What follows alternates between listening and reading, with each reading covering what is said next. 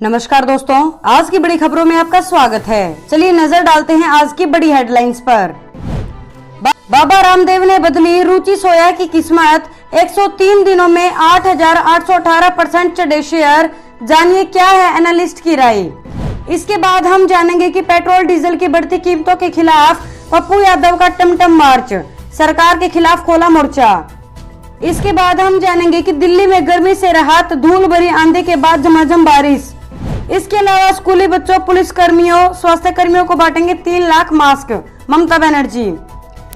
अगली बड़ी खबर में हम जानेंगे कि अब यात्रियों को एसी ट्रेन में मिलेगी ऑपरेशन थिएटर की तरह ताजी हवा। 15 ट्रेनों में पायलट प्रोजेक्ट के तौर पर हुआ शुरू। आज की पहली बड़ी खबर में पेश है चीनी बीमारी का बिल्कुल ताजा अपडेट पूरे देश भर से। देश में कोरोना संक्रमितों की संख्या 5.5 लाख के पार पहुंच गई है। 3 दिन पहले ही यह आंकड़ा 5 लाख पर पहुंचा था। देश में पहले 50,000 मरीज होने में 97 दिन लगे थे। अब हर 3 दिन में इतनी बढ़ोतरी हो रही है। बीते 12 दिन में ही 2 लाख संक्रमित बढ़ गए हैं। इसमें और तेजी आना तय है, लेकिन इस रफ्तार से भी मरीज बढ़े तो जुलाई के आखिरी तक संक्रमितों की संख्या 15 लाख के पार जा सकती है। महाराष्ट्र में लॉकडाउन 31 जुलाई तक बढ़ा दिया गया है। इससे पहले पश्चिम बंगाल और झारखंड में लॉकडाउन 31 जुलाई तक और मणिपुर में 15 जुलाई तक बढ़ाया गया था।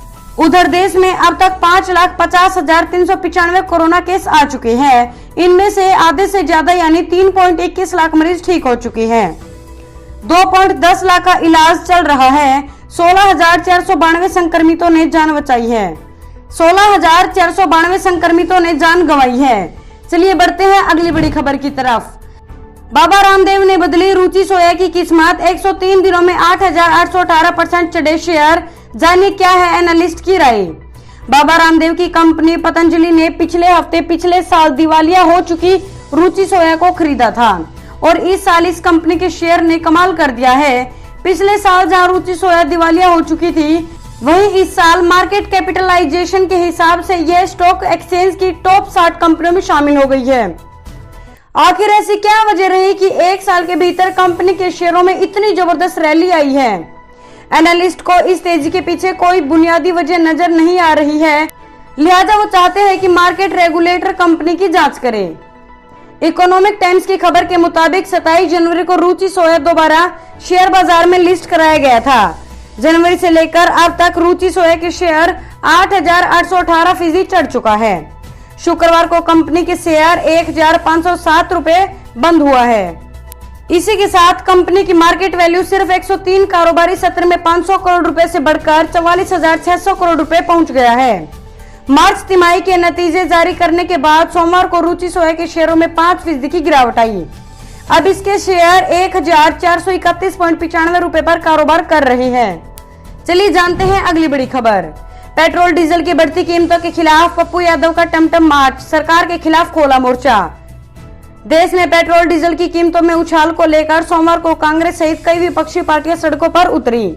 इन पार्टियों के नेताओं ने अपने अपने अंदाज में पेट्रोल और डीजल की कीमतों में बढ़ोतरी का विरोध किया। बिहार की राजधानी पटना में भी कांग्रेस सहित कई विपक्षी पार्टियों सड़क पर उतरकर विरोध दर्ज कराई। मधेपुरा के पूर्व सांसद और जन अधिकारी पार्टी के राष्ट्रीय अध्यक्ष राजेश रंजन उर्फ पप्पू यादव भी अपने अंदाज में ही पटना की सड़कों पर निकले। पप्पू यादव के इस टमटम मार्च में बड़ी संख्या में जन अधिकार पार्टी के कार्यकर्ता और महिलाएं शामिल हुई। पप्पू यादव ने टमटम मार्च कर विरोध प्रकट किया। पप्पू यादव का टमटम मार्च इनकम टैक्स गोलंबर से निकलकर गांधी मैदान के जेपी गोलंबर तक पहुंचा। इस मार्च में दर्जनों की संख्या में टमटम पर कार्यकर्ता सवार होकर पेट्रोल डीजल के बढ़े कीमतों के खिलाफ सरकार विरोधी नारेबाजी की। बात करेंगे आज की अगली बड़ी खबर की। इधर पानी के रेट पर बिक रहा गाय का दूध, उधर 10,000 टन मिल्क पाउडर इंपोर्ट करने की अनुमति।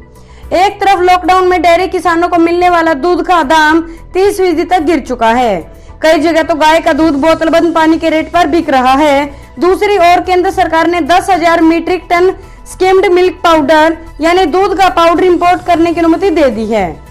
इंपोर्ट करने वालों पर मेहरबानी दिखाते हुए दूध पर 50% सीमा शुल्क को घटाकर सिर्फ 15% कर दिया गया है, जबकि दुनिया में भारत सबसे ज्यादा दूध का उत्पादन करने वाला देश है। वर्ल्ड का करीब 22% दूध यहीं पैदा होता है। किसान संघों ने सरकार से सवाल किया है कि जब लॉकडाउन की वजह से पहले ही अपने देश में दूध सरप्लस हो रहा है, तो आयात करने की परमिशन क्यों दे दी गई है? यह फैसला भारत के डेयरी किसानों के लिए घातक साबित हो सकता है, क्योंकि लॉकडाउन में वे पहले से ही दूध को लेकर दोहरी मार झेल रहे हैं। पशु को पालना पहले से महंगा हो गया है, जबकि उन्हें मिलने वाला दूध का दाम लगातार कम हो रहा है। चलिए जानते हैं अगली बड़ी खबर। दिल्ली से मुंबई की दूरी 13 घंटे में होगी तय। करीब 2 साल पीछे चल रहा है एक्सप्रेसवे का काम। दिल्ली से मुंबई के बीच दूरी 150 किलोमीटर और यात्रा का समय करीब 11 घंटे कम करने वाले एक्सप्रेसवे का काम लगातार जारी है। दिल्ली मुंबई एक्सप्रेसवे की लंबाई करीब 1261 किलोमीटर है, जिसे बनाने में करीब 1 लाख करोड़ रुपए खर्च होंगे। इस एक्सप्रेसवे के 497 किलोमीटर हिस्से पर काम चल रहा है। साथ ही 162 किलोमीटर के एक अन्य हिस्से पर जल्द काम शुरू कराने के लिए टेंडर जारी किया जा चुका है। इसके अलावा 569 किलोमीटर के हिस्से के लिए बोली प्रक्रिया जारी है। 8 लेन के इस एक्सप्रेसवे का निर्माण इंजीनियरिंग, प्रोक्योरमेंट, इंस्ट्रक्शन रूट के जरिए किया जा रहा है। दिल्ली मुंबई एक्सप्रेसवे भारतमाला परियोजना के पहले चरण के तहत बनाया जा रहा है। भारतमाला परियोजना के तहत 34,800 किलोमीटर का राष्ट्रीय राजमार्ग बनाया जाना है। बात करेंगे आज की अगली बड़ी खबर की। भारत से पंगा लेना चीन को पड़ा भारी, पूरी दुनिया में घटी चीनी सामानों की मांग। कोरोना वायरस के कारण दुनिया भर में अभी भी कारोबारी गतिविधियां रफ्तार नहीं पकड़ पाई है। वहीं चीन को भारत से टकराव अब धीरे धीरे काफी भारी पड़ता जा रहा है। दुनिया भर में चीन में बने सामान की मांग लगातार घट रही है। ऐसे में चीन में मैन्युफैक्चरिंग गतिविधियों की रफ्तार जून से धीमी हो गई है। हालांकि इस दौरान फैक्ट्री गतिविधियों में मामूली इजाफा नजर आ सकता है। वहीं चीन की राजधानी बीजिंग में कोविड-19 के नए मामले सामने आने और दुनिया भर में संक्रमण के बढ़ते मामलों के कारण धीरे धीरे डोमेस्टिक रिकवरी सुस्त होने का खतरा बना हुआ है। कोविड-19 के मामले बढ़ने से घटी हुई है वैश्विक मांग। चीन का खरीद प्रबंधन सूचकांक जून में गिरकर 50.4 रहने के आसार है। बात करेंगे आज की अगली बड़ी खबर की। डीजल की कीमतों में बढ़ोतरी से सफर महंगा होगा। माल ढुलाई बढ़ने से दवा, सब्जी समेत कई चीजों में दाम बढ़ सकते हैं। डीजल की कीमतों में लगातार बढ़ोतरी से जल्द ही बसों, टैक्सियों के जरिए यात्रा महंगी होंगी। वहीं ट्रकों का किराया बढ़ने से दवाओं, सब्जियों, फलों, अनाजों से महंगी होंगी। इस संबंध में ट्रांसपोर्ट एसोसिएशन ने अपने सदस्यों को बता दिया है। एसोसिएशन ने सदस्यों से कहा है कि डीजल की कीमतें पास ऑन करना शुरू कर दे। ट्रकों से माल ढुलाई का बढ़ जाएगा किराया। दरअसल आम लोगों को डीजल की कीमतें बढ़ने से परेशानी होगी, इसलिए क्योंकि माल ढुलाई महंगी हो। दरअसल आम लोगों को डीजल की कीमतें बढ़ने से परेशानी इसलिए होगी क्योंकि माल ढुलाई महंगी हो जाएगी। मान लीजिए अभी मुंबई से दिल्ली का ट्रक का किराया किसी माल के लिए 35,000 रुपए है। अब डीजल की कीमतें बढ़ने से यह किराया 39,000 रुपए हो जाएगा। जानते हैं अगली बड़ी खबर। स्कूली बच्चों, पुलिस कर्मियों, स्वास्थ्य कर्मियों को बांटेंगे 3 लाख मास्क ममता बनर्जी। पश्चिम बंगाल की मुख्यमंत्री ममता बनर्जी ने कहा है, हमारा स्वास्थ्य का बुनियादी ढांचा कोविड-19 से निपटने के लिए पूरी तरह से तैयार है, लेकिन हम वायरस से प्रभावी बचाव पर पूरा जोर दे रहे हैं। सामाजिक दूरी, सुरक्षित तरीके महामारी से लड़ाई के सबसे अच्छे तरीके हैं। हालांकि हम महसूस करते हैं कि मास्क की उपलब्धता बहुत से लोगों के लिए संभव नहीं हो पा रही होगी। बनर्जी ने बताया कि ऐसे में पश्चिम बंगाल सरकार ने तय किया है कि वह 3 करोड़ मास्क खरीदेगी, जिन्हें स्कूल के स्टूडेंट, 100 दिनों की योजना के लाभार्थियों, फ्रंटलाइन हेल्थ केयर कर्मियों, पुलिस और दमकल विभागों के कर्मियों, नगर निकायों, सिविक वॉलंटियर्स में वितरित किया जाएगा। चलिए जानते हैं अगली बड़ी खबर। पहली फिल्म शुद्ध देसी रोमांस के लिए सुशांत को मिले थे 30 लाख। बाकी 2 फिल्में पहले की सक्सेस से जुड़ी थी। सुशांत सिंह राजपूत ने 2012 में यशराज फिल्म्स के साथ 3 फिल्मों का करार किया था। इनमें से 2 ही बन पाई, जो थी शुद्ध देसी रोमांस और डिटेक्टिव ब्योमकेश बख्शी, जबकि तीसरी फिल्म पानी अनाउंस होने के बाद बंद हो गई थी।